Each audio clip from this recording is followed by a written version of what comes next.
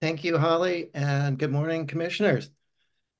I'm needing to do this remotely today, so I'm going to just be negotiating the Zoom picture to see everybody. Let's start with who we have. So it looks like in the trailer we've got Rita. Yeah. Hi. Good morning, and Abby. Are you? Oh, No, you're. I am virtual. Thank you. Yeah, that's quite a sunset in the trailer. Yeah, no, that's out in Nantucket, but yeah, Uh, not. okay, and then George, you're there too? Yep. Okay, great. Thank you. And then on the Zoom, we have Tom, Here. Clement, Here. and Abby, and Mickey, Here. and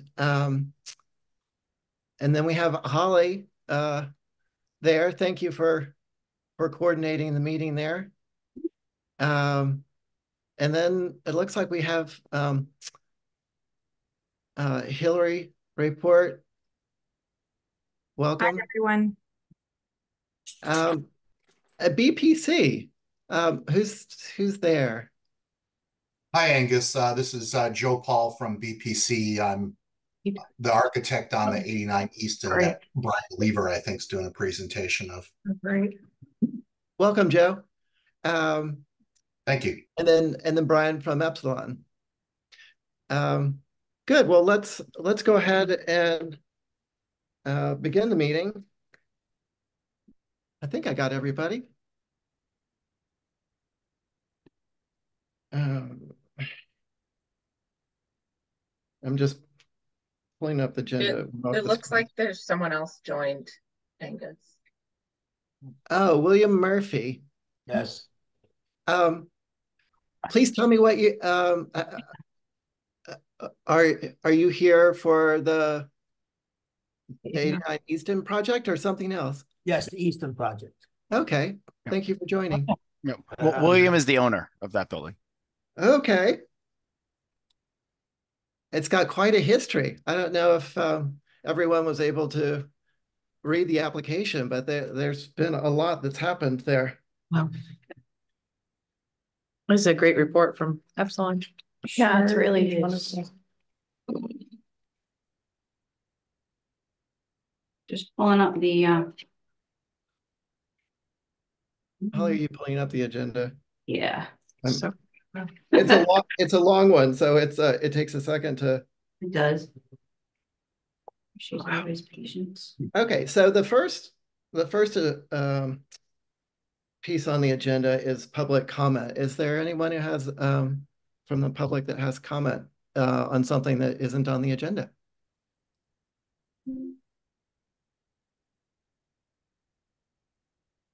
Hearing none. Let's move on to the staff update and begin with the demo delay update. Holly? Yes.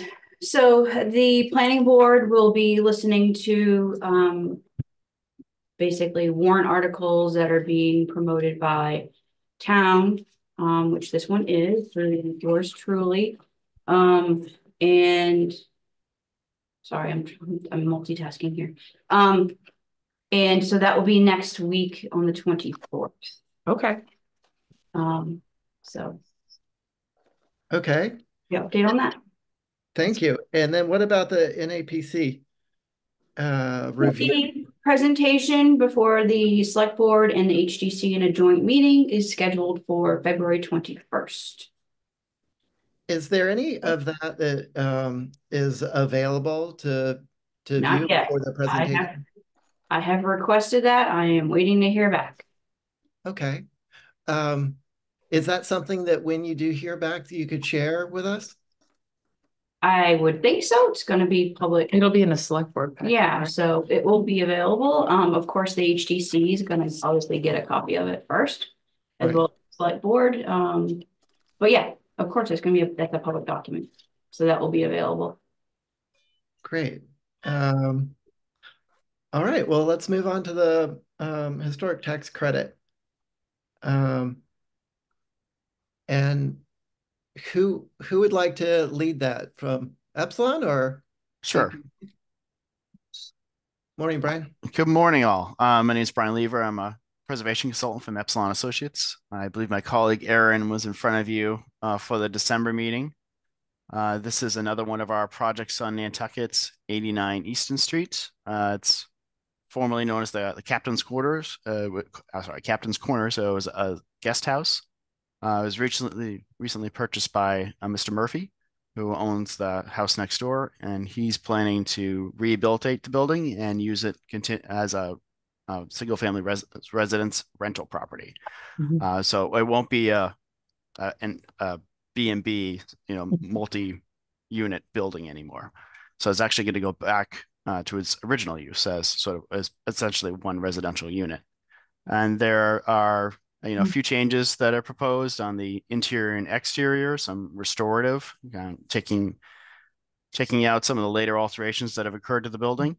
It was in front of the HGC recently, Joe Paul representative, and they have HGC approval for the changes that are being proposed. As part of the project, they're looking to get state historic tax credits as part of the financing package in order to make this, a viable project. And as you know, a letter of support is required from the local historical commission. Mr. Murphy is here, and he can talk a little bit about his goals and why he purchased the property, and I'll turn it over to him. Well, thank you, Brian. I own the adjoining property. Well, I should say my wife and I own the adjoining property, number 3 Cliff Road. And our bedroom overlooks the backyard of that building. And that really hasn't been a guest house for many, many years. It actually was a rental property with various people living there, and in addition to the owner. And when the lady died that owned the house, I contacted her son and made an arrangement to purchase the house. And I bought the house last summer, last July, I believe. And my intention is to, I wanted to protect my investment at number 3 Cliff Road. And I didn't want the house ending up as it was a 10-bedroom house and ending up as a kind of a Airbnb type frat house that is quite common now in Nantucket. And we're going to renovate the house and turn it into a rental property, and seasonal rentals. And how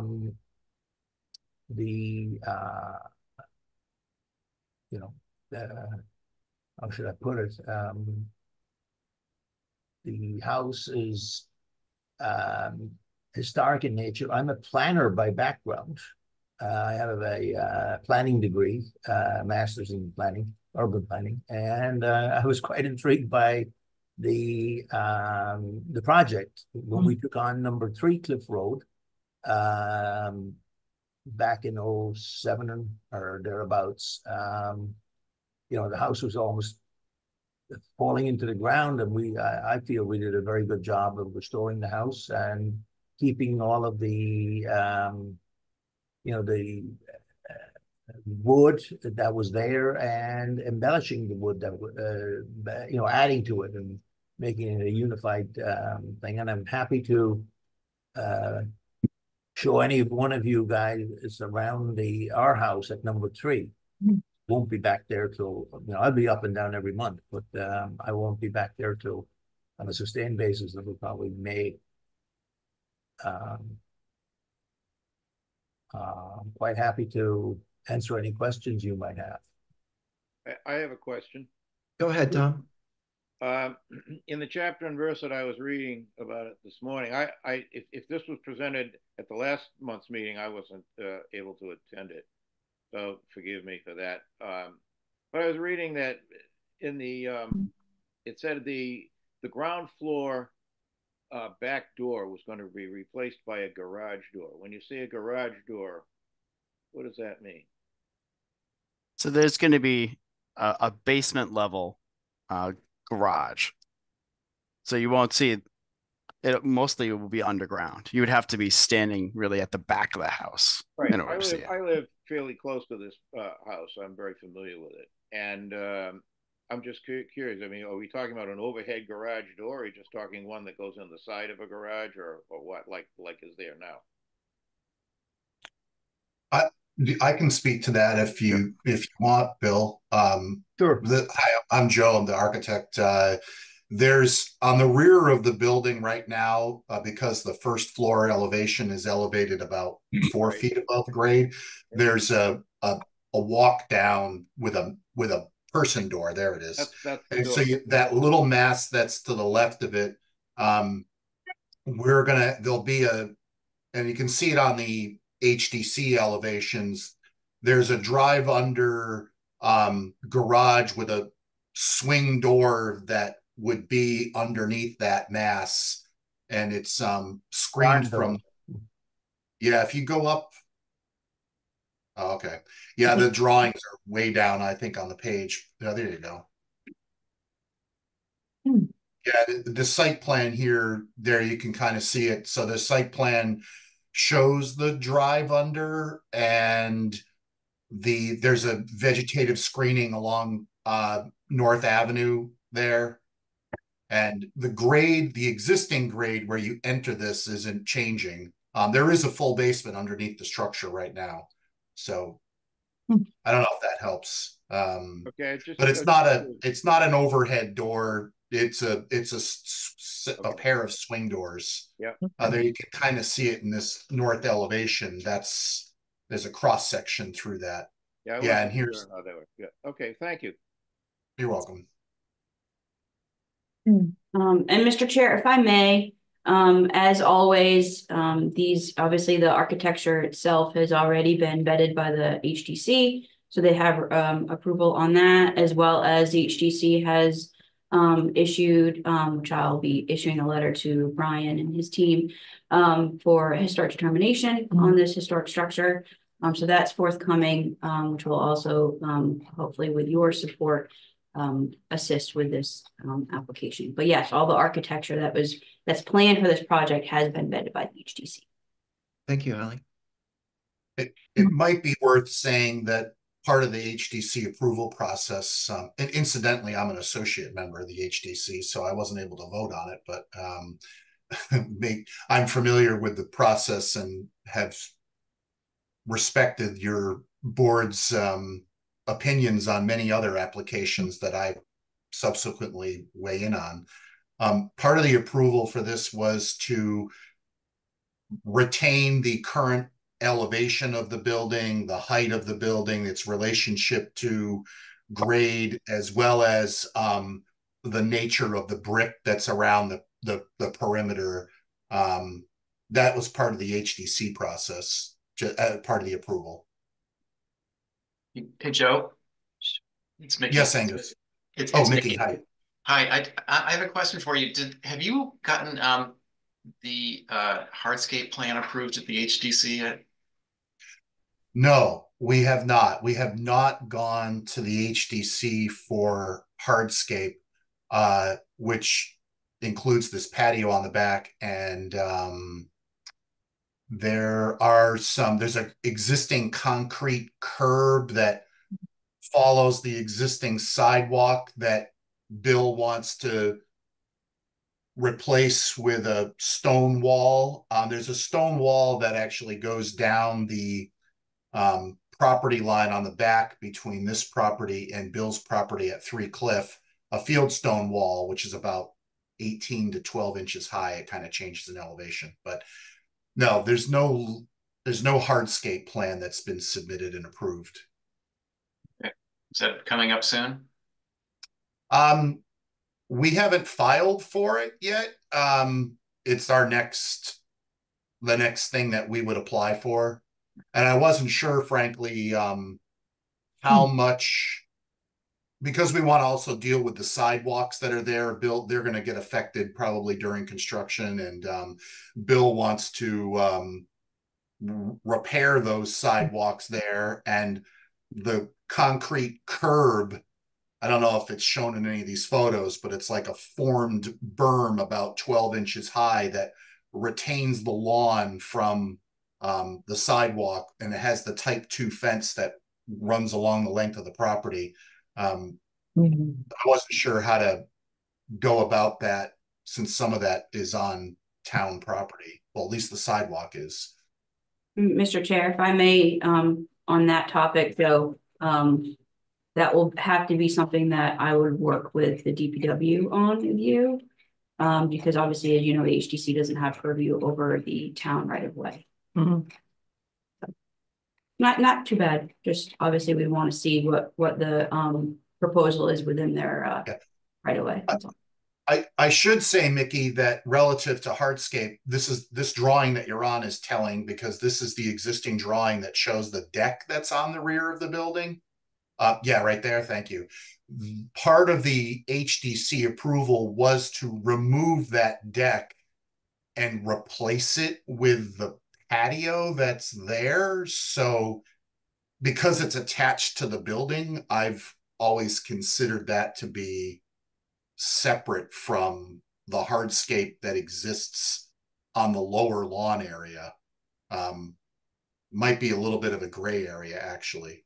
But since it required the removal of the wooden deck that's there and the French doors that are off the back, that element in particular is tied into the ingress and egress from the building. So I have it as part of the building component. Okay. Thank you. Yep. Thanks, Joe. I had a question about the foundation. It seemed like there was a lot in the application, Epsilon's application, with having to do with the preservation of the masonry. Is the brick, is the foundation being replaced and the brick reused, or is all that going to stay in place? It's not going to stay. Oh, sorry. You want to go, Brian? Sure. It's not going to stay in place because there's going to be a new foundation, but it's going to have essentially a veneer of brick, some of which can be salvaged and reused, and some of which most likely will be new brick. But right. And the stipulation of the HDC is that it needs to match the. They didn't ask for documentation brick by brick, and the brick kind of changes as you move around the building because of openings that have been infilled and so forth. But the stipulation for the foundation work was that the brick needs to retain the current, I don't know the exact language, but it's definitely addressed in their approval. Okay, so the character and hopefully the material, what can be used, will retain the same material and or like kind replacement over the neck as a veneer over the new foundation. That's right. Yeah, we didn't get into I mean, I'm assuming all of these things are required, that the grout lines would be the same dimension, and that the color would be the same as it moves around the building, that type of thing. They didn't ask for a breakdown by the elevation of all the brick, but yes, a like kind replacement. Thanks, Paul. So Brian, all this meets criteria for the application. Yes, we've done these on other projects, essentially where the Park Service and the Mass Historical Commission, they were concerned with what you can see. Sort of the masonry backing, if that's a new concrete poured foundation, that's fine as long as it's faced with a historic material. Okay, thanks, Brian. Are there any other questions about the application? Yes, I had a question about the staircase alteration and just so the balusters that are being changed, it's not the turned balusters on like that second run of stairs, right? It's just the sort of plain straight ones. like one. If you keep scrolling down, we can get to that stair. And Yeah.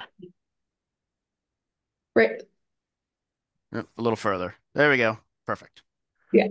So the baluster, so the on like that first run of stairs, that Oh, they're right here. yeah, those are the ones that, that capped rail will be removed and those will go all the way up to the molding. We've asked for permission for that. It's a matter of whether it's absolutely necessary. We're also going to ask for permission for the building inspector to not do that. Okay, that would be So great. on that point, Yeah. if I may, Mr. Chair, I guess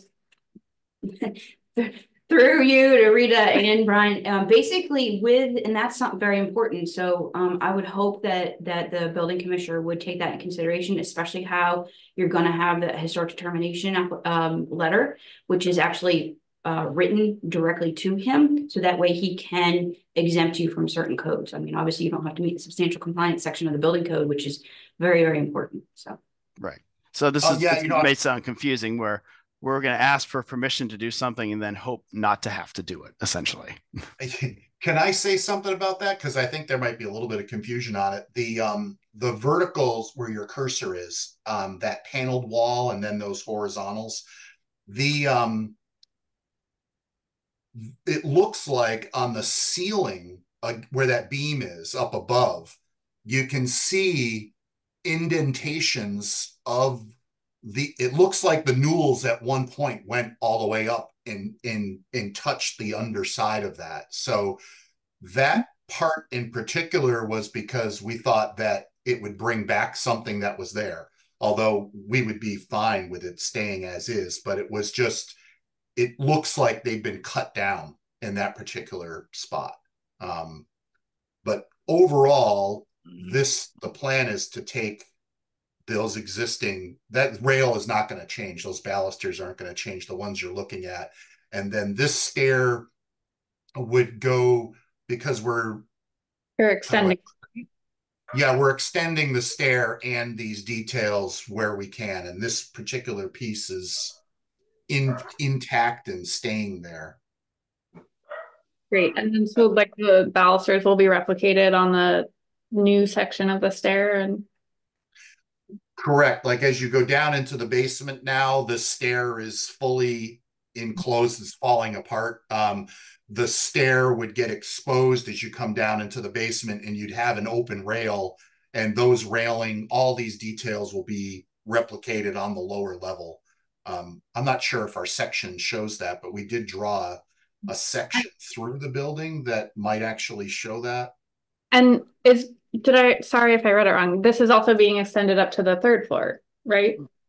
Yeah, that's correct. Because right now there's a very steep two stairs that look like they might have, one that was added, I think, when it was a hotel as egress. So this stair will go another level. It happens to work headroom wise within an existing dormer to get that stair to work. So yes, those details will go now, not from just the first to the second, but it'll connect all the floors in the house. Okay, thanks.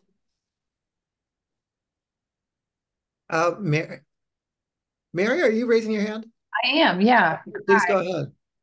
I am Mary Bergman, member of the public and Nantucket Preservation Trust Executive Director. And I had a question for Brian at Epsilon that just occurred to me as I'm reading the fabulous Form B, which I guess is more of a global question about all of these tax credit applications. Does the Form B get updated after, does the final Form B that goes to MHC and gets recorded in Macris include the changes that have been made by virtue of this tax credit application? I'm just thinking like the one photo that's, the lead photo, that elevation is going to look different once the brick is changed on the underneath the porch. So I wonder if any of those the answer to your question is no. They typically ask for it at the beginning of the process in order to make a determination whether or not the building is historic. Right. But what gets sent to the MHC at the end are what's referred to as the Part 3 photos, and those are completion photographs of the project. Excellent. So if they chose to, they could certainly add more photos to Macris. Makes sense, On that but Yeah. point, doesn't mean it'll happen. yeah. Mr. Chair, through you to Mary on this point, I think it's a good thing to talk about because I've always stressed the fact that these historic tax credit applications is essentially not only one of the best forms of preservation, especially internally, but also it's assisting us with our survey work and survey efforts. And I'm wondering if that's just a conversation that I could possibly have with MHC to say, how could we as a town kind of do that? Do we do a continuation sheet to their form? Is that something that we could do? That would be great. I think that's important. But it's also good to know what Brian had said that they obviously are requiring to see those changes. It's just not necessarily following through with the form. It's a good point.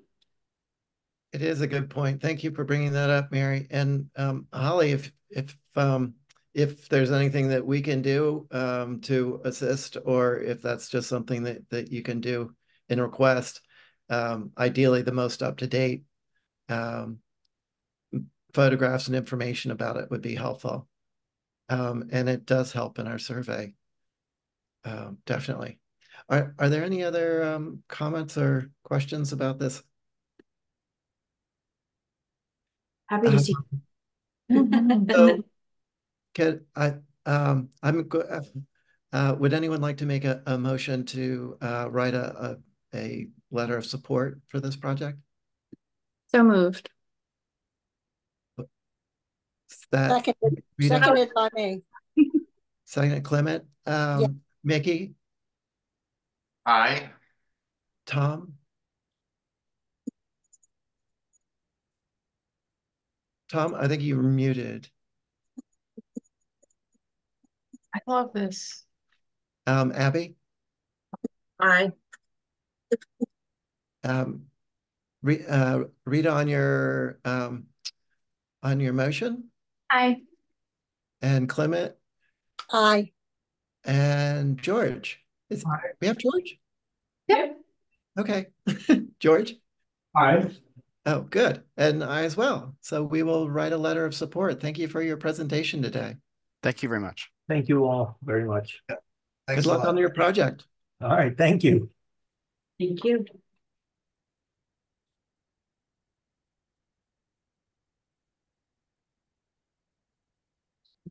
So next up is our ongoing survey work. Are you pulling up the RFQ? The majority of our packet was this application. There we are. Which is always good.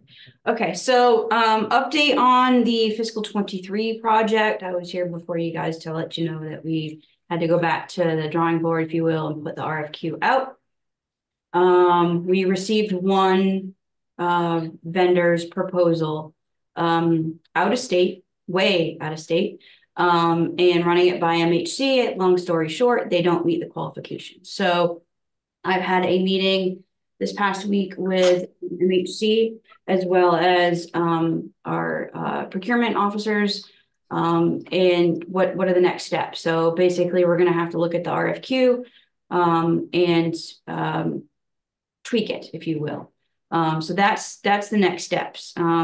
That's basically looking at the fact that at the end of the day, as much as MHC is very obviously interested in continuing survey efforts across the state, there's a lack of professionals in the field, especially within the New England area. So their pool, if you will, of people that are available. That's to say, I don't think I mentioned this to the commission, that I did receive a very detailed explanation of why PAL did not pursue this past RFQ. Sorry, there's so many. And that was mainly due to their lack of staff at the end of the day.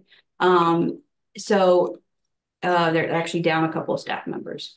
So that obviously has put a hindering in our moving forward. But again, talking to MHC, they're giving directions as well as making sure procurement is okay with it on how we can tweak the RFQ. and get it so we can, whether that's reducing the amount of surveys that was discussed, you know, they weren't really 100% on that, but mostly allowing it. So for instance, somebody out of state might not have Massachusetts experience. That's one of the biggest things. Maybe we can also reduce it so some of the criteria so that there is capability of people that are on Nantucket that have the educational qualifications to do it could submit. So there are some things that we'll be working on. So that said, what I have before you right now is the list that we were talking about in this particular fiscal year 23 project, and wanting to specifically narrow down these properties to what we want. I hope you guys have taken a look at this detailed. Again, keep in mind that there's probably surveys on here that you know of structures that are either, you know, probably might not be there anymore or architecturally have been altered. Keep those to the side. Let me know what those are. I'm keeping a running list because those are ones that I'm going to have to go back to outside of our fiscal projects with MHC and get those what we call continuation sheets taken care of. So that's kind of where we're at with fiscal 23. Thank you, Holly. And this list has approximately 130. Yes. I'm looking for 140. And so we can draw more from this area and from the north, Harbor North, which goes down to what? Main Street and Straight Wharf along the water. So let me stop share for a second. And here, oh wait. I was gonna pull up. We don't have a copy of that, do we? Which? We have the map. I think it might have been at the very end of the packet. Page 149. Thank you. Map we need. I was like, wait a minute here.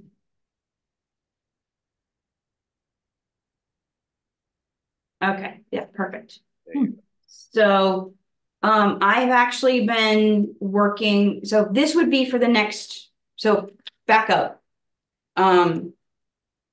Fiscal 23, we already have those listed properties. Those are the ones that are basically taking up the rest of Brant Point except for obviously Easton Street. yes, thank you. With all the construction is going on, we're gonna have to go back to that. But so those properties are vetted. That list that we're just showing you, those, you know, we can tweak those as far as what we want with this fiscal 23 one, which we're trying to get a vendor for. As of December, which you saw in the packet, we have been accepted for the next round. Yay! For a $60,000 project. So adding a little bit more. Hopefully that will entice consultants to come to Nantucket. I have stressed to MHC the Nantucket factor. That doesn't seem to budge much state agencies, sorry to say, but I can only mention it so time. So this map is going to be for our fiscal 24. Last meeting we talked about including not only obviously this brown area, which is the commercial downtown, and then waterfront north.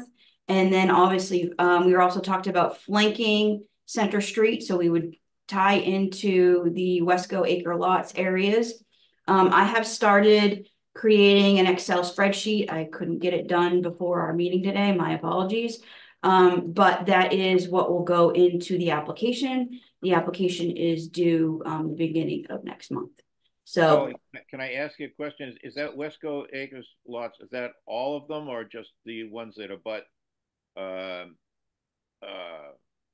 Center? Yes, just the one that are abutting Center Street. Yeah. Okay. And what was you were talking about 5 minutes ago? What is the drop dead date of getting all this in by? I have to have the application submitted to MHC by February 5th. Okay, thank you. So, you know, there is, again, just like how we have in our current project up here, get back to, there is leeway to do, you know, like this. This is what we call our attachment A1, which is this is the survey. Our saving grace is our survey plan. Thank God for that survey plan, because we're able to say this is a geographic area. The survey plan outlines X amount of properties, but again, once we work with the consultant, there may be some properties that they say, yeah, really it's not this. And that happened with the current project, that there was a couple here and there that didn't meet it. I think it's safe to say, all of these areas that are on this map are listed as high priority. So I think we're safe to say that if we can just, accumulate a list, that can be done. Some of these, not many, have current surveys that are at MACRIS that may have a preservation restriction with it from a couple of years ago. I think there's a couple, not many. And then a lot of them are in the from the 89 effort that was never recorded with MHC. So that means it's in our office that need to be scanned. A lot of them along Main Street. So the ones that you see down here. And then lastly, one of the things that our survey plan also did was take those points, those properties that were established as very representational of this particular architecture throughout our time frame within the NHL. And I, a few years ago, had our GIS guy, Nathan, create situs points for those with detailed information, which I was in turn able to give to PAL for the survey plan, which is not showing up on this map. But so there are some, for instance, Jared Coffin House is, a prime example of one that is representation of the federal area period. And I think that's just important to say, and it's also HABs documented. So we're going to find some of these properties that's going to have a lot of information already readily available. We just don't have detailed surveys that go beyond, oh yeah, it's this, it's contributing. So anyways, yes, this list, again, I'm going to work on the Excel spreadsheet like this was done for the fiscal 23. And I can circulate that with the commission between now and when this is due with this type of information. And if there are particular properties that you see that I don't have on the list, I think your point, Angus, I think you had mentioned particularly on the wharf area, be important to get to. And of course, so is that what would show up on the spreadsheet? The things that sort of are bordering the water, and also, yes, are we going to lean that direction versus both sides of center, which would include Wesco? And I think you weren't sure whether we could dip into another area in this. right. So it's downtown, but it's Wesco and not right. No, we can, because the way how I wrote the pre-application, I left it to the geographic area of downtown, which has actually included 5 different neighborhoods. Because remember, when we were creating the survey plan, Pal was really good about reminding us to, okay, we need to have tangible areas, because since this is such a densely populated area. So we're fortunate enough that the downtown geographic area actually has 5 neighborhoods, which includes the Fish Lots, Wesco Acre Lots, Commercial Downtown, Waterfront North, and Waterfront South. Right. So, I think if what I'm hearing is, we're talking about having this commercial downtown, which is the brown area, Waterfront North, which is this lighter area, flanking Center Street. So we're getting a little bit into the Wesco Acre lots. And if there's any residual to get down into the wharfs, I would think. But this is the primary area. This is obviously a densely populated area. Very, a mix of our 18th, 19th, and 20th century structures. So we're going to have a good range of architecture here.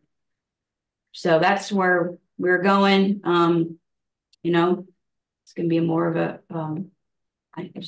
I just hope we're finding some consultants that will be able to come to Nantucket and work with us on this. So. Yes. So that spreadsheet that we will decide what we'll list on there will be comprised of the Wesco that faces Center Street and along the wharf of North and South waterfront. Is that the idea? And then we'll choose out of those 160 or 150 so that we know what that that next allotment will be. Yeah, I have to look back at the survey plan of the number. So remember, the survey plan dictates on, Pal did a fantastic job in that plan of saying, okay, this geographic area has these neighborhoods, and these neighborhoods have X amount of properties that are that meet the qualifications of a contributing based on age. And then ones that are already surveyed or ones that are not. So there's numbers to go by. So I was planning on putting all that information on this Excel spreadsheet for these 1, 2, and then flank, and whatever that number comes from, if we still have wiggle room to get up to 140, then tackle into the top part of what's it called? Waterfront South. Okay. But we'll want to get that.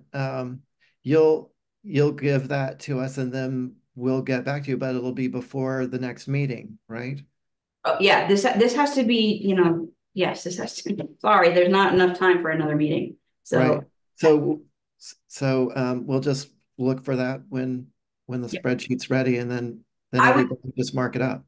Yeah, and again, this is my plea to you all. I would hope that, based on this geographic area that we've discussed and that's outlined in our survey plan, that you all would be okay with that list and not go, oh, well, I really, really want this. I mean, we don't want to get too much outside of of the area itself. I think if we can say we did this and then everything flanking Center and Main Street were done, I think that would be tangible. We also have to think about when we do have a consultant, what's going to be manageable for them to walk around, take pictures, the time of year they're going to be doing it, and that kind of thing. I mean, there's a lot of logistics that come into play, not just going, oh, we want it. We're fortunate in that there's other areas that don't have that opportunity. So yeah, that's what I was going to add. I mean, when we get the PAL people, we're starting to get into the weeds here now with what we're doing. I hope we can stay in this area because this is the bulk of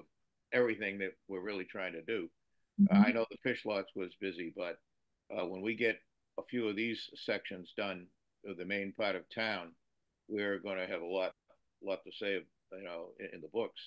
And so, considering the PAL people having to do all this, I mean, when they get further back into the Wesco area and others around the other side of Main Street, we're going to have quite a library of stuff to present. Yeah, and on that, again, PAL is finishing up the current fiscal 22 project. They are not going to be submitting for the fiscal 23. They've already said they don't have enough staff, so we don't know who we're going to be getting for that fiscal 23 and this fiscal 24. So I hope we can continue to get grants so we can, keep going in this process. But I know it's starting to get heavy duty here now. This is when we were making the map up. We knew this was going to, get serious when we get into this part of it. There is a lack of architectural historians within this in the state, unfortunately. But I've got some leads. I went to college with folks who are architectural historians. So good thing that there's some ways to find people and see what they have capability of, and obviously the criteria too. So we'll get there. We'll get there. But so basically that's where we're at. I will be working on the spreadsheet between now and when obviously the application is due.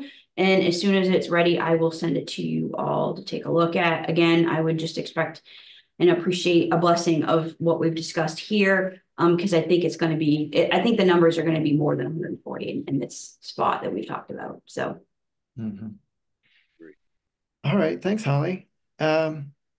If there are any more comments on that, let's move on to the CPC submitted projects and what how those are progressing with So yes, so I let you all know last time that CPC basically blessed it. I think there was a 4-1 for the Main Street project and then unanimously for the other one. But then I didn't realize that they do a lot more of discussing of these. They had a lot of historic preservation applications this year, which is, I think, a good thing. But the biggest, I think, hiccup for a couple of members was the fact that this was a town project. Towns are allowed to. There's history, literally, pun intended, of towns doing this kind of work. So with CPC funds or CPA funds.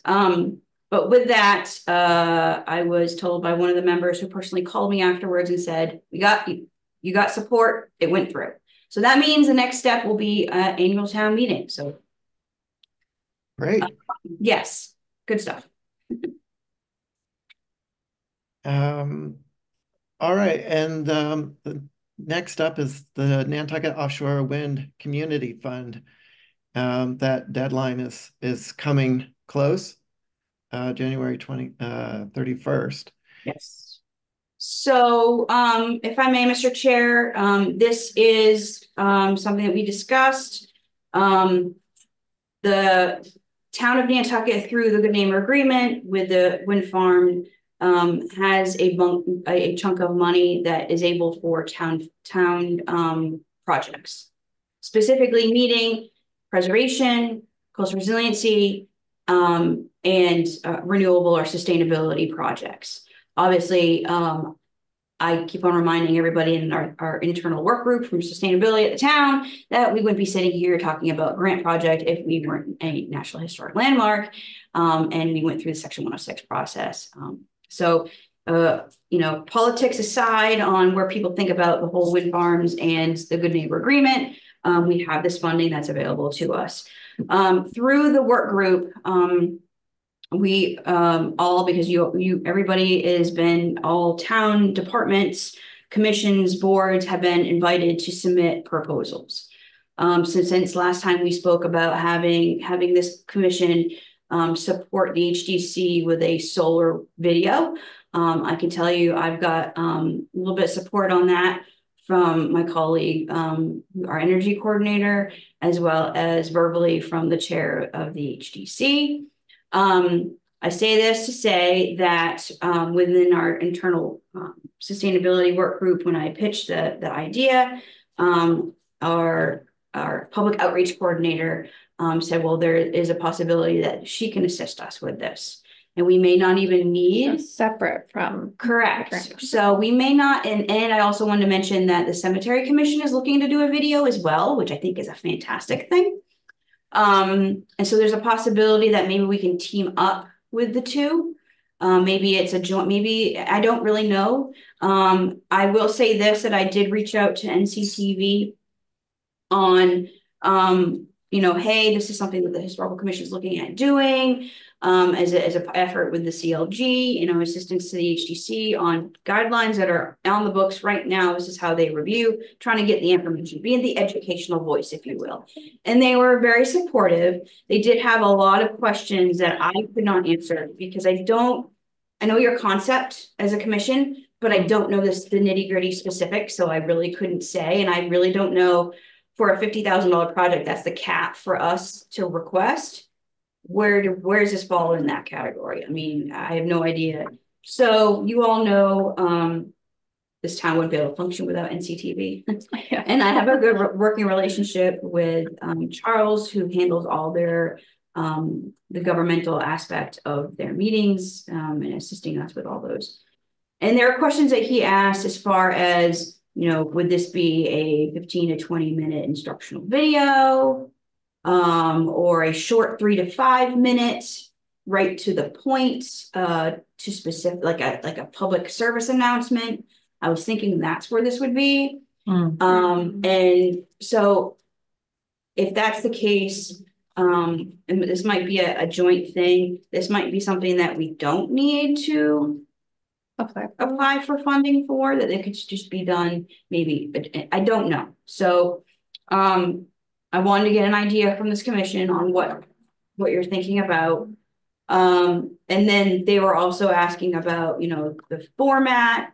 Would there be, graphics, that kind of thing? There's a certain, and I didn't know this. I mean, I know Florencia does a lot for the town, but there's a certain amount of stuff she does. Then there's stuff that NCTV does. We at the town control all their, everything from the websites, YouTube, social media pages that her department handles. So anyway, there's some logistics that I didn't really know how to do it, but from hearing that the Cemetery Commission is also interested in doing it, from documenting the folks that are on the Cemetery Commission that know these walking tours. They know the history of like the Colored Cemetery, for instance, and that kind of ties into, remember that they got their they had a Richard Grubb and Associates did a cemetery plan, and they've been diligently preserving, going through all the different cemeteries and documenting them and all kind of stuff. And we use some of that documentation for our survey plan. So it all ties together. And so there's that. I guess I bring it to you all to say what you're looking for specifically for a video. Could I guess? Okay, thanks. So I mean, was sort of envisioning definitely 3 to 5 minutes, probably even, maybe even shorter than that, like 90 seconds to 3 minutes. Like it's because it is pretty straightforward, like what the guidelines are. And I was thinking more like showing examples that meet the guidelines that, people might not even know. And even, like 132 and 130 Main Street both have solar panels on them that you wouldn't know because you can't see it from the street. And, I think showing the different, what the guidelines are specifically, how you can meet them, that it is possible to meet them, even right on Main Street in the core. I think that would be a good educational tool that, is supporting historic preservation, supporting the, historic aesthetics of the island, while also meeting those other, program focus areas that are in the grant. But if we can do it just, with the town, support from Florencia and that funding, I think that would be great too. So, okay. And yeah, I mean, I know the cap for the grant was 50K. I was thinking that this would probably be way less than that, like a much smaller ask. Okay. But with that, Mr. Chair, what I'm thinking is if the commission's okay with this, I'm going to be reaching out to Florencia, and I'll copy Rita, since you're kind of spearheading this, and we'll go from there. Again, it might not be something that we need ask additional funds outside the town for, but maybe this will lead us to future because we also know that this is the first round. There's going to be another round coming up. This isn't the only opportunity that this commission is going to have. So if you guys are okay with that. That's a good plan. I was going to say that with this deadline being, really less than 2 weeks away, there are other initiatives that we had brought up to be able to use this funding for, possibly, but I doubt that we're going to be able to pull that together for this one. When would be the next proposal phase? And probably another year. In a year. Yeah. Oh, a year. Yeah. So on that also, I wanted to mention, because again, whatever we as a commission ask for, we have to get the town manager's signature. Yeah. And that's what the sustainability interwork group is working on. There's other projects. For instance, Lauren is working with other department heads that have town-owned facilities to have solar on them, going through the review. Well, that C Street was an idea because in both our minds, it was a twofer. It's a historic resource in the core historic district, town-owned, and putting solar renewable. So it hit 2 of those boxes. However, I think my colleague in the sewer department, I don't think he wanted to go that route for that building. He's got another building he's looking at doing. So basically, I did, mention this idea that you all had. Then I found out the Cemetery Commission was also thinking about this as well from their side. And then Florencia is in that group. I did also, I'm going to be putting something together at the benefit for, which, you know, frankly, as staff, I'm just going to go do it. And I think you guys would support me on this, but at the end of the day, it would be to funding for surveys for our town-owned historic resources that were called out in our survey plan. You know, those are not geographic in certain locations. They're all spread across the entire NHL. So that is important to have done. This will also help facilitate future projects, hopefully in a preservation mindset with the town, as well as having additional funding sources for these unique situations where we know we need to have a continuation sheet that's going to take time and effort, and having possibly a consultant to help with that. So I was actually going to request about $25,000 for that project.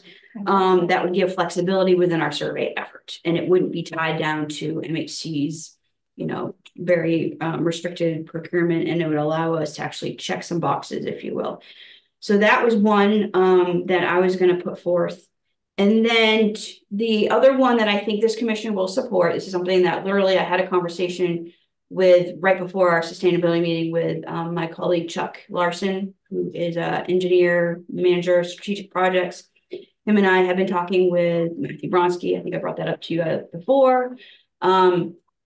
And you know that we requested CPC funding for the preservation plan and the research with PIN, as well as we've requested money through Capcom that will go through town meeting for the actual LiDAR scanning technology to hire the consultants to do that. I say this to say, here's a prime, you know, example of a funding source for preservation, for the preservation of our main streets. That is kind of like, you know, it's in my opinion, a no-brainer. I did get from our first flush of bringing this to town administration's attention.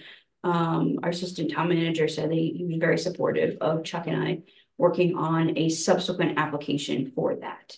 Basically, kind of, you know, and quite frankly, most of you have met Matthew, and you know his expertise. This would obviously be helpful for that, if it's, you know, helping the larger project, if you will, and creating more of a management plan, if you will. So good stuff. Those are the other two ones that I was going to be working on, getting those submitted to our sustainability work group, and then hopefully in front of town manager. Thank you, Holly. Tom?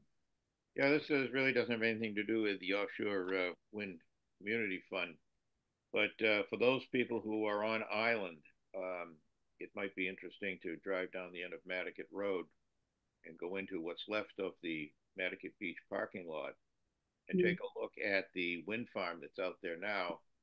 The windmill that's most to the west, actually the closest one on the right that you can see,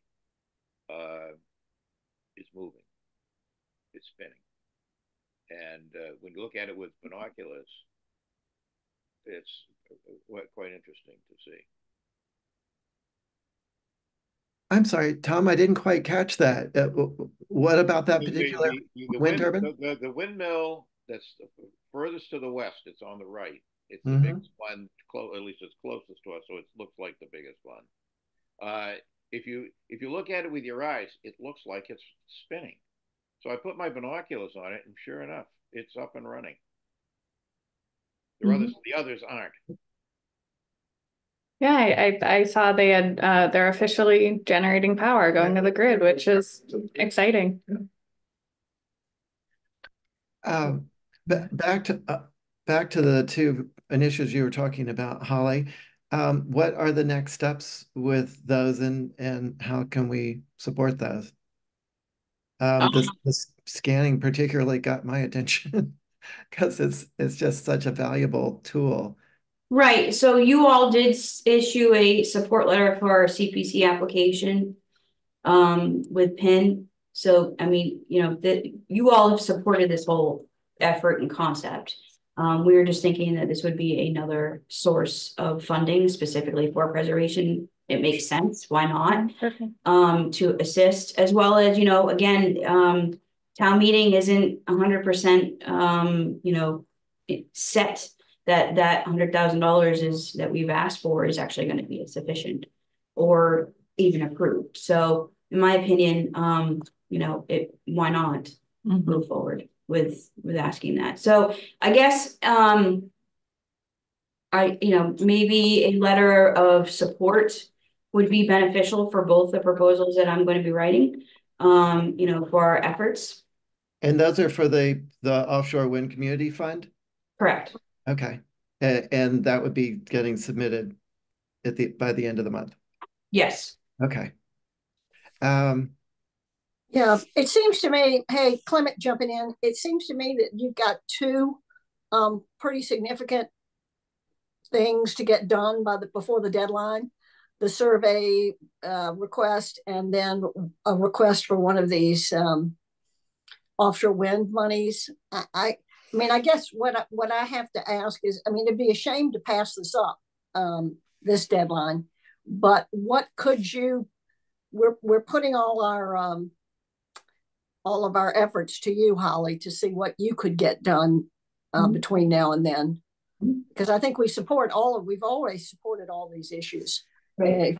If we can just do a letter of support, and that would be great. I think we should do letters of support, or whatever we can come up with, because they're all important things. This sounds like a motion for letters of support for the applications Holly's talking about. Do I hear a second? Second. Thank you, Tom. On your motion, Clement? Yeah, aye. Yeah. And Tom? Aye. Abby? While I wait for Abby, Mickey? Aye. Rita? Aye. George? Thank you. And I want to also mention that I'm not the only town staff that would be putting this facilitating together. Vince is actually going to help me as our sustainability manager, as well as Chuck, for these. So that's, yes, you might only have one of me, but I do have fellow staff that are going to be assisting me. So that's good. Well, and if there's anything any of us can do to support that, I appreciate that. I mean, you all have seen the application by now. You all know what the requirements. It's pretty straightforward. It's going to be more or less, moving things in here that meet this and that. And I do think it's, to be able to see, I think, a project on behalf of the town that's actually utilized for preservation, that's coming out of the reason why we're to begin with, I think it's exciting. And I know we're not going to be asking for a whole lot, but it's going to help our overall effort. So thank you. I appreciate it. And could I just ask, for the survey funds, what could that be written in such a way so that new town owned resources could be, so like, I'm thinking of the Star of the Sea, like if that purchase goes through, we could use those funds towards a survey of that. An updated one. Yeah. Cool. Yes, that was going to be. So you're saying that if the wind fund was approved, that we're not then giving up what resources we would have gotten through CPC? Is that what you're saying, Rita? No. Oh no, I was just questioning whether, like, I was just thinking ahead to, we'll be voting at town meeting to potentially approve funding for the town to acquire the Star of the Sea. And as that's like it's not a town owned resource currently, but hopefully it will be. And so. Right. Okay. You all know that there's a 1994, I think, preservation restriction, one of the first one that CPC did, that it went to the HDC through the active select board. It got passed to NPT, so NPT holds that. However, we know that the forms that were done were that 30 years old, and so the methodology, as you all know, have updated. So basically, her point is it would be if we the taxpayers pay or vote to acquire that historic significant structure, then we would want to obviously allow to be that, these funds to be able to update those surveys. And I think that's a good point to say, not just current, but future. So thank you. I will definitely include that. Great. If we're finished with that part, the next thing on the agenda is the composition of the MP and EDC representation of historic preservation. So, is there anyone can who I would like? talk? Yeah. Abby, please go ahead.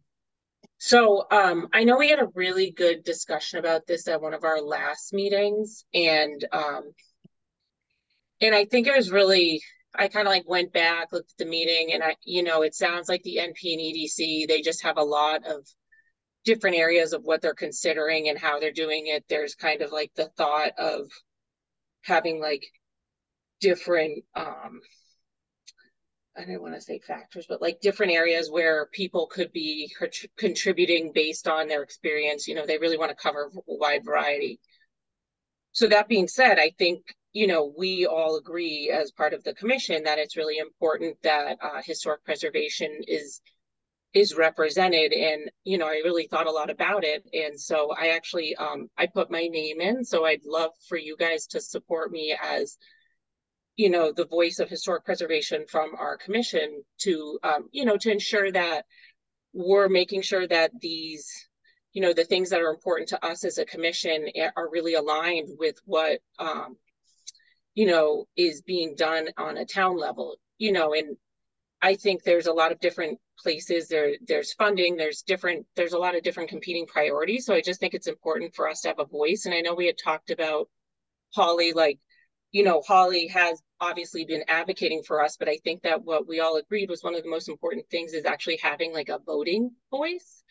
And so I thought, that is something that is really important, because ultimately, I think, Holly, you've experienced this, like you can kind of voice your opinion very strenuously, but ultimately, if you don't vote or you can't vote, that might not be represented the way it could be in an actual vote and something like that. So as I said, I just really thought about that, and I thought that that is really important, and it kind of shows that we really do want to be a part of the process, and that we're an important part of the community and need to be involved in different aspects. And so I don't know if anybody had any other comments, the other commissioners. Thank you, Abby, for recognizing that. I think that that is completely our sentiment, is that we need to know that there's a voting member from the preservation community on this commission. Hillary, I see your hand raised. Please go ahead. Oh, thanks very much, Angus. Yeah, so I also put my name in as a applicant for the at-large seat. But just to get back to what the topic is on the agenda, discussing the composition. So, I just, as the key petitioner for making reforms and getting different perspectives on the commission, I wanted to speak with you all just about what's been happening and where things stand, and encourage advocacy from this group for historic preservation on that commission. So as you know, the NP and EDC is a state agency. It's one of the 13 regional planning agencies for Massachusetts, and it looks out for the Nantucket region. And it's been around for a long time, and it's really always completely overlapped with the planning board. The planning board in total is automatically appointed to the NP and EDC. And then over time, they thought, well, let's add some additional people, because what their job was on the NP and EDC was to plan for the long term of Nantucket.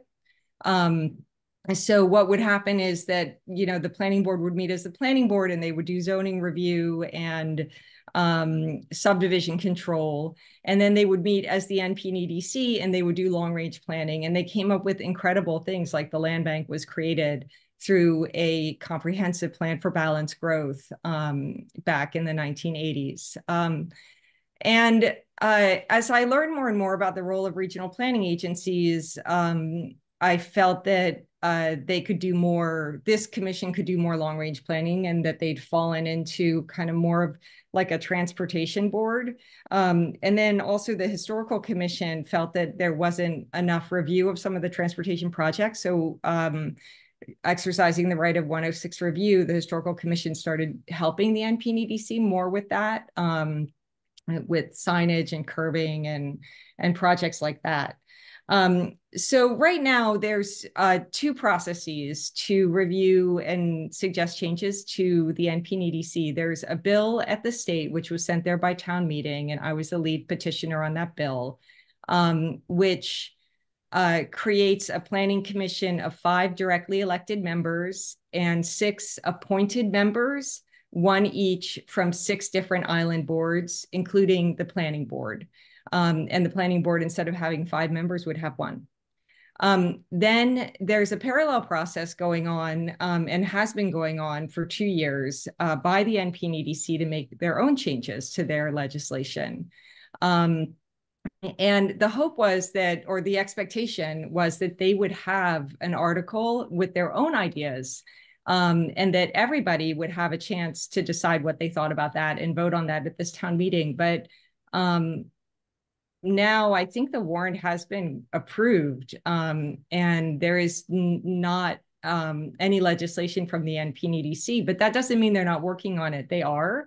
And as you all discussed in the last meeting, they have, you know, I mean, my personal hope is that these 2 ideas would converge and there would be something in the middle that everybody would be happy with. And that may still happen. It's just taking a while. But at this point, what they've decided on now, which isn't finalized, but, you know, could change, is that they would continue to have 3 at-large members.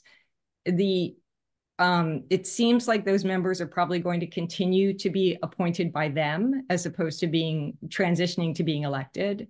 And then they've decided that the planning board should have 3 appointees instead of all 5, but that they will grow the commission to be a 13-member instead of an 11-member board. And that, so they're taking away 2 members, which makes them 9, and then they're adding 4 new seats. And the 4 new seats are 1 member of the land bank, 1 member of the, 1 like business member appointed by the chamber, 1 social services type person. I don't know how that person is going to be appointed, and 1 arts and culture person appointed by the Cultural Council. So that's the general direction. And what we saw monitoring the discussions over the last 3 meetings have been that there was a majority of members who wanted to add a preservation seat, but they were, you know, the discussion ended up with they didn't need to add a preservation seat. And my perspective on this is that this commission is getting away from land use, you know, cultural, social, business. This is all really important, but this is not land use. And planning commissions are typically, they are, you know, historic preservation is a land use tool, the way we do it in this country, and they're typically land use. And I was really disappointed that they were getting away from adding a preservation seat. It just seems like, although it's true there aren't voting members from historical commissions on any other RPAs, regional planning agencies, all other regional planning agencies are comprised of 1 appointed member of the planning board of their constituent municipalities. Plus there's, in cases, a minority appointee, a governor's appointee, a tribal appointee. You know, we're just totally different. So, you know, it's true that there aren't preservation appointees on other boards, but there are also aren't cultural appointees. There aren't a Concom appointees. Like, we're just different.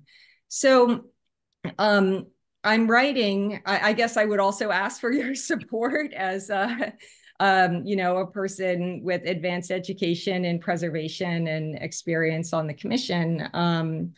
But I think that it's appropriate for this commission to advocate through a letter or comment at the meeting or comment at the joint meeting that's planned with this board and the select board, or direct advocacy to town meeting, that to have a regional planning commission that has all of these different representatives and doesn't have a member of the, preservation community as a voting member, it just honestly seems like a slap in the face to preservation.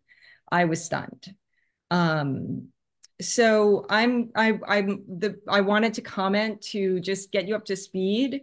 Having attended all of the meetings and being the lead petitioner, and I continue to advocate directly to the state to pass Bill S2467, because I think it's a really good plan. Tom Montgomery also spoke in favor of the bill when it was in committee, and Abby DeMolina spoke against the bill when it was in committee. So, people are all entitled to their opinions, and it's also possible that something would be put in front of town meeting from the NPDC that would be good. But I think wherever it ends up, it should include a designated voting member of the Historical Commission. So I wanted to introduce that, be available for questions, and hope that you would come to some decision to advocate for that. Thank you. Thank you, Hillary. Tom, go ahead. I have a question for Hillary. Yeah. Aren't you a candidate for a master's degree in historic preservation? Yeah, I'm like, 80% through that degree. And yeah, I mean, this is the kind of degree that would qualify me for doing survey work. I've taken GIS courses and all the courses. This is, yes, I am. Thank you. When do you graduate? Well, I'm going to finish I have to take 2 more classes and do my final project. So I'm taking 1 class this semester, and I'll finish all of my classes in the fall of this year.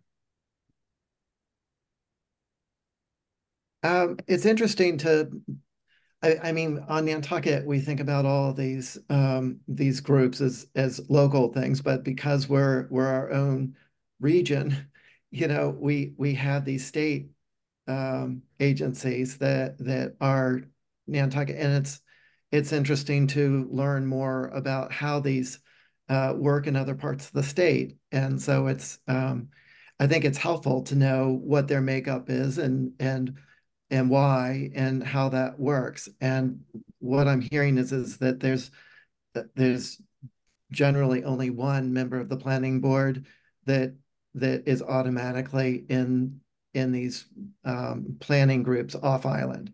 And Nantucket is different that way, that they're 5. And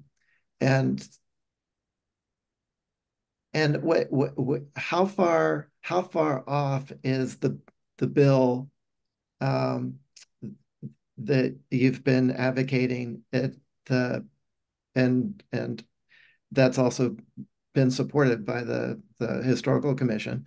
How far off is that from moving to the next level? It's a really good question, and it's the right question. It's just hard to answer. I mean, keep in mind, like, some pretty non-controversial changes to the town charter were proposed 2 town meetings ago. Just the wheels of government turn slowly. We just don't know. Everything might need to go back to town meeting, which is why I think, regardless of if you like the bill that town meeting sent to the State House, or if you would prefer to wait, eventually, presumably the NPDC will have their own bill. Whichever you prefer, I think this commission has always said preservation should have a voting seat. And I don't know why that would change. And it just seems like a good time to express that directly to the commission as they form their own article that they'll bring eventually to town meeting at some point in the future. So Tom, you've actually advocated in person about this, and Abby, yeah, sounds like you've fought it, and I'm curious what the reasons are. Yeah, I mean, I honestly, that's why I put my name in. I think the best way to advocate for our commission is to be a voting member on the commission. And that's why, you know, after our discussion, I think that's exactly what we need to do. There's no better way to show the NP and EDC that we deserve to have a seat on the commission than to be on the commission and be, you know, a participating active member. And then that, you know, as they're deciding whatever they're going to do, the way, you know, you're a part of those discussions. Because I think that it's a lot harder to kind of, you know, advocate for yourself if you're not a part of the process. But if you are a part of the process, you know, that's so again, that's why I'd like you guys to endorse me. And then if I get on, that's my plan, is to advocate for our commission. I think that it would give us a direct channel. And then also we could build it into our, you know, monthly meeting cadence of having, you know, updates. We can also figure out if there are priorities we want to bring to them. Like, I think there's a lot of different ways that we can do that, but I do think that it's probably the best way for us to show that we want to have a seat at the table, honestly.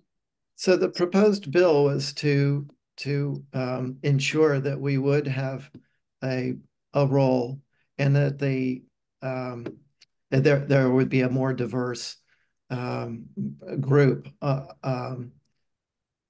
in that commission, and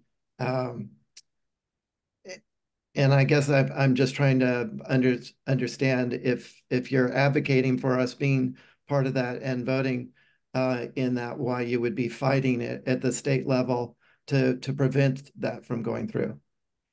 So I guess I'm not really sure if we're talking about, I didn't agree with this specific bill that Ms. Rayport proposed, but it doesn't mean that I don't agree with having a historic voice as a voice on the commission. I think those are two different things. So again, as I said, I put my name forward because I do think we should have a voice on the commission, and that's why I'm here. I guess what I'm asking is why were you advocating for it not going through? What are your issues? I didn't agree with the bill, and I didn't agree with the way it was proposed. I think that, as I said, I think it's a lot more effective to work together and gain buy-in to bring something through to, especially something such as, like, you know, opening up or enabling legislation. I think that that's not the right way to do it personally. It doesn't mean that I don't agree that the commission should not be adjusted. I just didn't agree with that process. But Holly, I see your hand up, so I don't know if you have anything to say. Oh, go ahead, Holly. Thanks. Through you. I think, you know, at the end of the day, yes, I've advocated for the fact that I do represent the NPDC, the Regional Planning Authority for Nantucket, for Section 106, for obviously certain aspects. I am asked for certain things time to time to help the commission. I do see, that doesn't mean I don't see the assistance that it would bring to have a historic preservation commissioner with the commission. That said, I agree with Abby in the fact that that's been my feeling all along as well. You have to look at Nantucket. We're unique. There's a reason why our historic district commission, if they have something that's appealed, it goes to select board instead of off island to Boston. There's a reason why a regional planning authority was created in '73 specifically for Nantucket, and not having other people. Actually, both my grandfathers sat on planning commission and the planning board. So it's embedded in my blood, if you will.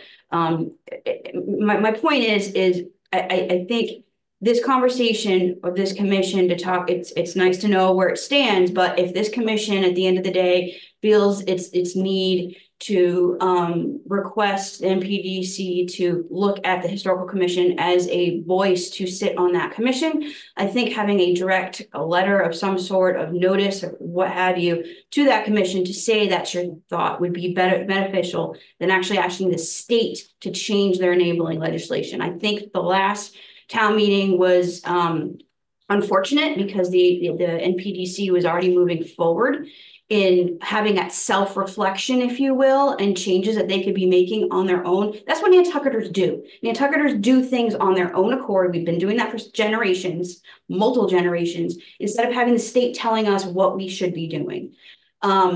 So I think give them the benefit that's due to have this discussion, but let them know that this commission is interested in but going through the state, is my opinion, was not the right way. So that's just my opinion. Thank you. But Clement? Well, the way I kind of look at this whole history, and I'm not I don't know it as well as all of you do, but it seems that the NPEDC, although Holly is saying they were moving and changing, they didn't seem to be moving with any alacrity or announcing that they were moving and trying to change. Maybe I just haven't been reading the right stuff, but it seems like when Hillary challenged them, then they started moving and thinking. And I mean, I think both ways are going to be beneficial to the NPEDC. So now we're at a point where they finally are moving and thinking and wanting to change. So I get my question is, this is not the Historic Commission saying to the NPEDC, we demand a seat at the table and you have to pick one of us to be there. That's not what's going forward, is it? I mean, they're not asking us for people to apply, although both Abby and Hillary said they have applied. They are asking for another seat at the table. Is that what I'm hearing? Or is this just showing support? There's an at-large seat open and we applied to it. It was someone left because of she took a job and it was a conflict, so she left. So there's just an at-large seat term that has to be filled. And that was what we both put our name in. But I'm saying I put my name in after our discussion because I thought it made sense. We said we want someone from our commission to be a voice. So that was part of my thinking of why I put my name in. Thanks for that explanation. So there is a seat available. We don't know how many other people have applied. There's one other person. One other person so far. When is this election? In Monday. It's on Monday. Yeah, Monday evening. Clement, I wanted to say one other thing just about why it's important. So the at large, and if you endorse anyone, I don't know, that is the topic on the agenda. Not that we can't talk about both topics, but the topic on the agenda is: do you advocate for to be one of the appointing boards? So right now the Concom chooses one person. They have a right of appointment to the NPEDC, and they're rearranging all of this, and they're adding, the Cultural Commission, and the question is, could NPEDC, if you're doing your own bill, and you believe in your own bill, could you please include a voting member for preservation, and that should be the Historical Commission. So whether you support the bill that I sponsored and town meeting supported or you don't, you can still say, as you always have, that if you're going to rearrange your commission, please include preservation. It's important. Right. No, I think that could be easily done right here. And that does not mean that we choose between Abby and Hillary. That's not the point. The point is that you're right. I think we should express the need that we would very much like to have a preservation member from the NHC going forward on the NPEDC. Yeah. And then it's a little less time sensitive because they're not bringing anything to town meeting. But I did want to mention, there's 2 Section 106 reviews underway right now that you know, I assume they're 106 reviews because they're using federal money. So on the 25th, next Thursday, there's going to be a meeting about the intersection at Pulpus and Milestone Road. And then there's also, they renewed the Complete Streets grant for the Pleasant Street, Williams Street sidewalks, Sparks Avenue sidewalks. And these are both, you know, great. They'll be great projects for Nantucket, but this is the sort of thing where the details can reinforce our historic designation or be at odds. And most of the typical engineering treatments that are, you know, everywhere on the mainland don't complement our island as much as they could. And, you know, just as an example, like the DOT is going to be having a public information session on the 25th to solicit feedback. And I would really expect that, you know, someone from the NPDC would be talking to the Historical Commission and the HDC, you know, through Holly, saying, here are the, I don't know if it's a 25% plan, 75, I don't know what percent plan completion they are, but that's a sort of thing that this commission has in the past wanted to look at. And there's just there's nobody on the NPDC that's saying, oh, what kind of curbing is being used and how wide is this path and what kind of signage? And that's the sort of thing that this commission has in the past looked at and been concerned about. So I do think it's an ongoing, it's an active issue. Mm-hmm. And we did look at those intersections, I mean, and the William Street and all of that we looked at before. So I know Holly's aware of all of that. So yeah, I mean, I think as many times as we can say that we're interested, this commission is interested in seeing all of that before it gets approved would be great. It sounds like we need to do it again. But a few people have raised their hand. George, you were about to say something, and then Tom, you had your hand up. Do you want to go ahead, George? Yeah, I don't think I disagree with what Holly was saying. That I don't think we're trying to turn to the we're turning it over to the state. We're asking the state to give us the power to do something differently on Nantucket. We're asking the state's permission to change the legislation that currently sets the perimeters. And I support the bill. And I don't think that's throwing it to the state. I think that's asking permission from the state to change things here. Because it's a state organization. Rita. Rita? Go first, but it doesn't matter. Go ahead. Me? Go ahead, Rita. Okay, and then Tom, I'll get to you. No, I mean, I think it sounds like there's a consensus that we want there to be representation for historic preservation on the NPDC, and whether that's through, you know, the bill currently, you know, that Hillary brought forth at town meeting last year, or that's through the MP and EDC's own process that's going on. You know, representation for historic preservation is covered in the bill, and as of right now, it's not in the MP and EDC's own, you know, like their discussions. So I do think, as Clement was saying, like we should write a letter to say we would like there to be representation for historic preservation, and hopefully, you know, that'll come about. And is that a motion?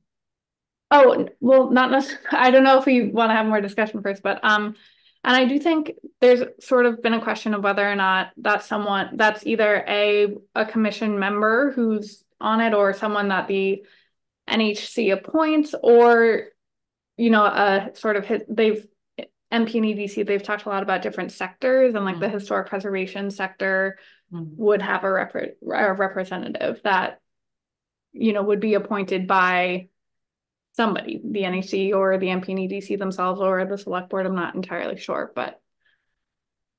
Or the NPT. I mean, don't forget, I think when you say a preservation sector, we've got a lot of preservation sectors on this island. Yes, exactly. So that would be, you know, that would be open to people from, you know, lots of different organizations, and people with expertise on the island could be that preservation representative, not necessarily an NHC member. Right. It could be Sconset Trust, NPT, NHA. Go ahead, Mary. Hi, Mary Bergman. Yeah, I think listening here, I like the idea of this body advocating for representation, whether it's as a sector or your appointee. I think it's important to remember there's a lot of people who don't have jobs that allow them to take 2 hours in the middle of the day on a Friday who do work in historic preservation. I think there's a whole trades element that's really missing from the historic preservation conversation at the policy level. And those are the people that are out there in the field really doing things. Anything this group could do that would advocate more to include them at the table is important. I think if you do write a letter, one piece that seems to be not being connected when I watch some of these meetings is the role that historic preservation plays in our economic development. That is why Nantucket's economy is as strong as it is. And I think that needs to be pointed out at every turn. You can go to the beach anywhere. You can go to the beaches for free on Cape Cod. They're paid for with your tax dollars. But people come here because of the historic nature of the island. I think that's a really important point to make and reiterate, because that is what sets us aside, and it's always been important on Nantucket, and it still is, and it needs to be part of our planning. Would someone like to make a motion to write a letter in support of a preservation seat as part of the planning of a new constitution of the NP and EDC? So moved. Do I hear a second? Second. On your motion, Rita? Aye. And Clement? Aye. George? Aye. Tom? Aye. Mickey? Aye. Abby? Aye. And I as well. So that's let's work on that and get that off ASAP. Are there any other comments on that? Oh, Angus, I would just ask if someone might want to go to the meeting on the 25th and talk to the DOT. And that, we did so much work reviewing that complete street plan. And Holly, I don't know, have you resubmitted that stuff or reviewed the plans? I haven't seen plans, no, but I know of the meeting coming up. Yeah, I mean, I think it's concerning to me that this commission, or I mean, I assume that Holly, that Mike was showing this stuff to Holly. So, well, I mean, let's as you said, government is slow. And so don't assume that he hasn't communicated with other projects. I did know that Pleasant Street is eventually going to be coming back into play in a different, some sort of form. Haven't seen anything concrete, but there has been communication. So to say that there hasn't been is not true. I'm sorry, I didn't say, I apologize. I didn't mean to say that there hadn't been. I was just asking. I get it. I want to make it clear that there is a working relationship. As far as plans, I don't know about that. But I'll be reaching out to him.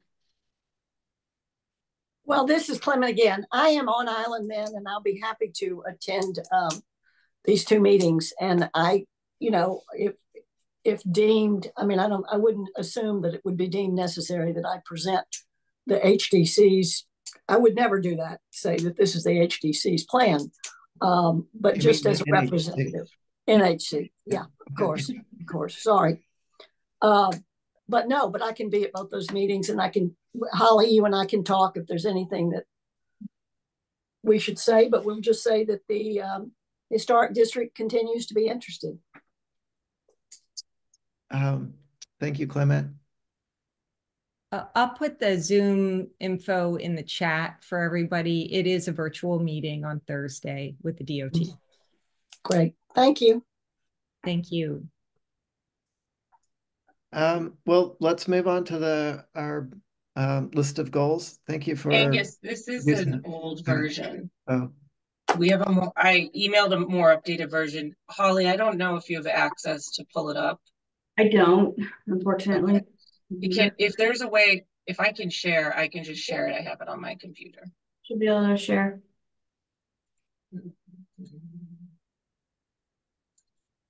I don't know if I have the capabilities. Yeah, you shouldn't have to ask for permission. You should be able to do it.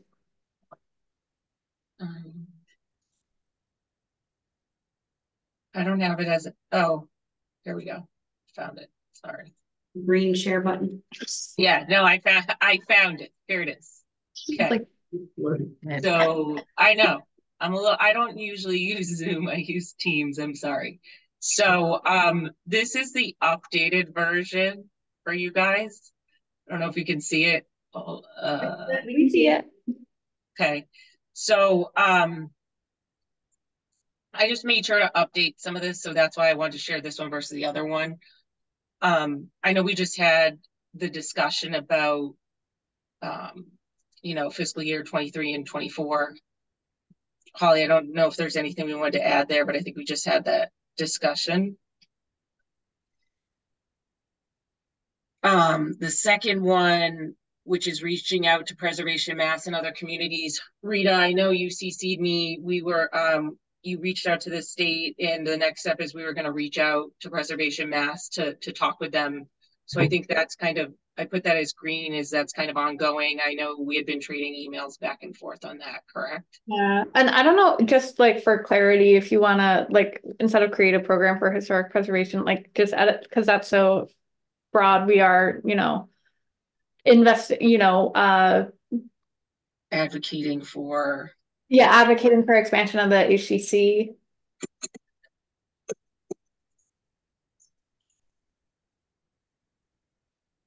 The historic tax credits. Mm-hmm.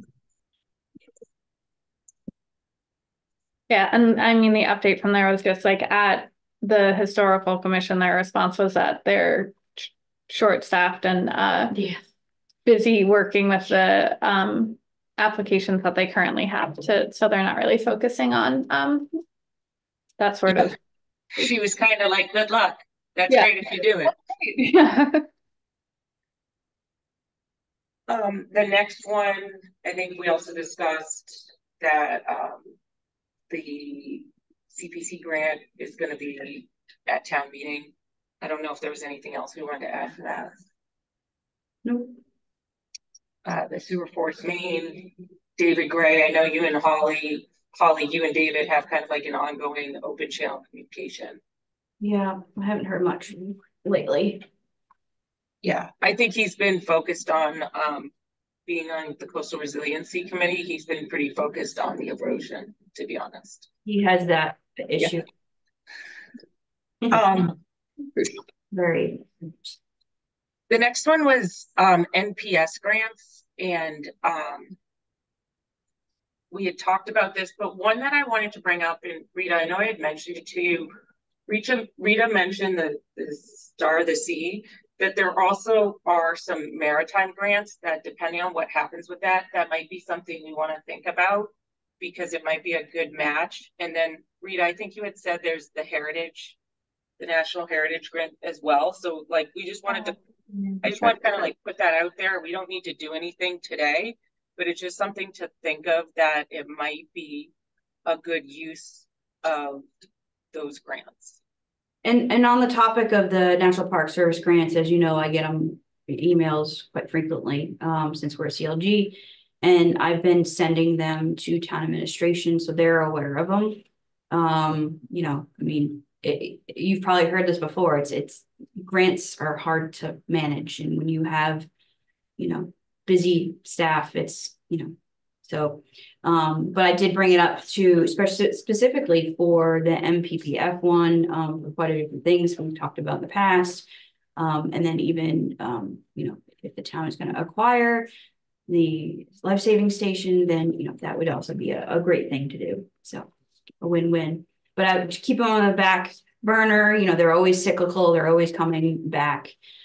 from both the federal government and the state.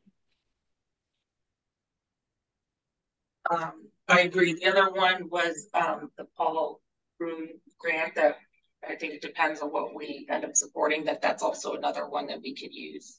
So I just kind of wanted to put those out there. There's a bunch of them, and to your point, let's just keep them in mind. The next item was the CLG. We had talked about a demo session sometime in the spring, Holly. I think we were waiting to see what happens with that February presentation first.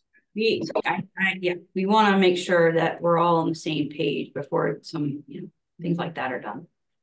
Okay, so we have a date of 3/31, but that might change. But either way, we will find out after the presentation.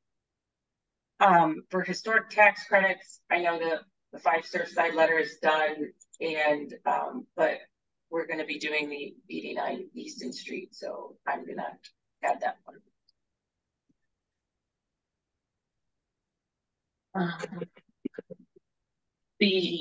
We have the application for the wind fund, but I know we originally said it was building with Nantucket in mind, but I think in the end, Rita. Well, we'll find out more. I'm definitely going to be putting it we discussed, the one for building with Nantucket in mind that would stay on here, but maybe it's not the green. We'll find out. So I'll find out more on that. Okay. Do we know when the 89 Easton Street letter is due? I want to say Brian was trying to submit for the end of the month. Okay, I'll just leave it at 131. Then. Okay. And then same thing with the wind fund. We know we just need to apply by the end of the month. Training, there's a bunch of things coming up.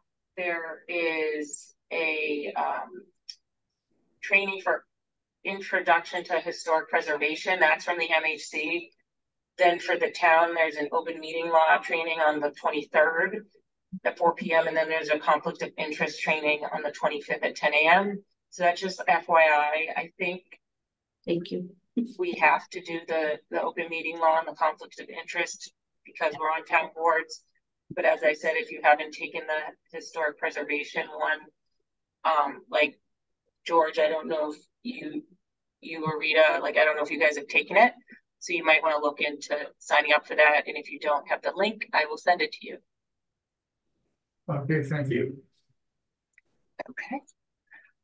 And then community education, this one kind of overlaps with what I said.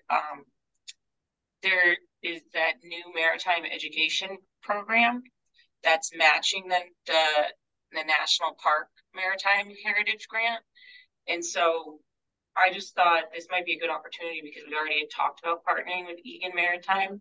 So it might be a good way for us to kind of get 2 birds with 1 stone, if you will, because we talked about doing education and then that you could use the 2 grants. So that's just something to think about. They said they're going to be publishing their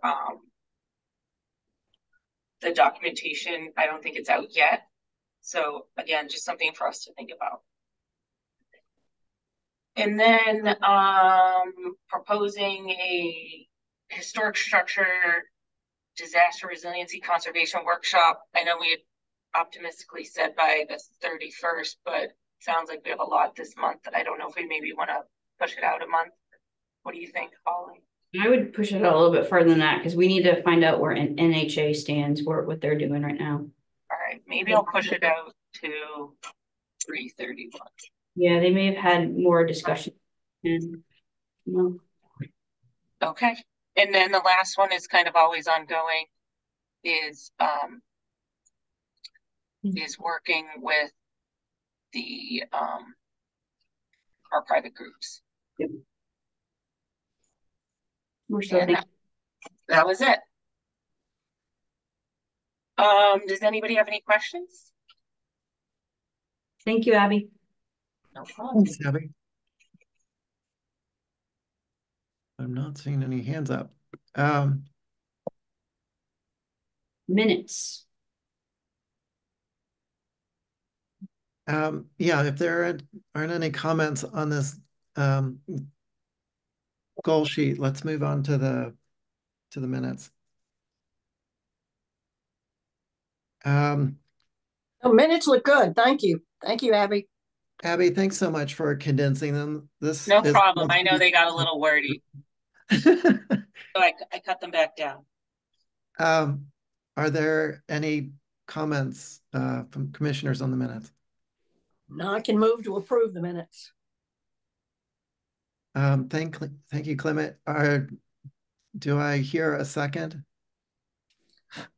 Oh, before we go on to that, there was a typo in the September minutes. I think on page 1, Angus asked for a mention, and it should be motion.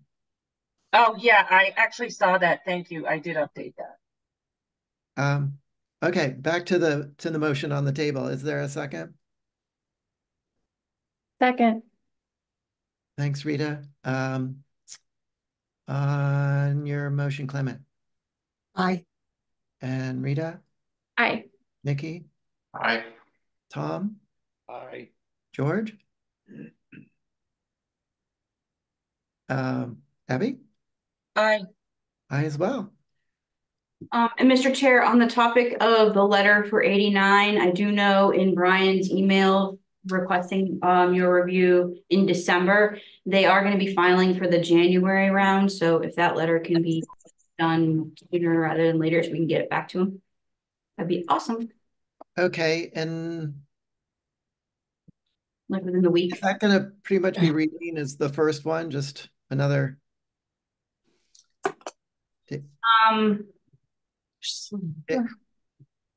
Think so. New date. No, what do you You've mean? never seen this one? Wait. That was the first time you've seen it, so. Oh, Easton. I thought you. Yeah, I'm sorry. Yeah. Easton, not Surfside. Yeah, I meant Easton. Got you. Okay. First one, Easton. So, did we already have a motion on writing a letter of support? I think we did, didn't we? Yes, we did. Yeah, I just wanted to follow up on that. He's wanting to submit it. Timing. Okay. Good. Well, unless there's was there any other just vanished. The only other thing is other business. Yes. Is there any other business? Tom? I move we adjourn. That's the other business you want to bring up, Tom? Yeah. Okay. Do we hear a second? Thank you, Clement. All in favor, Mickey? Aye. Rita? Aye. Abby? Tom on your motion? Aye. Clement? Aye. George? Aye. Thank you. And thank you all. I'm an aye as well. So we'll adjourn and thank you for meeting today. And we will have a few letters on the way shortly, Holly. Thank you for all your help. Thank you. Thank you. Bye, everybody. Bye-bye. Bye. Bye.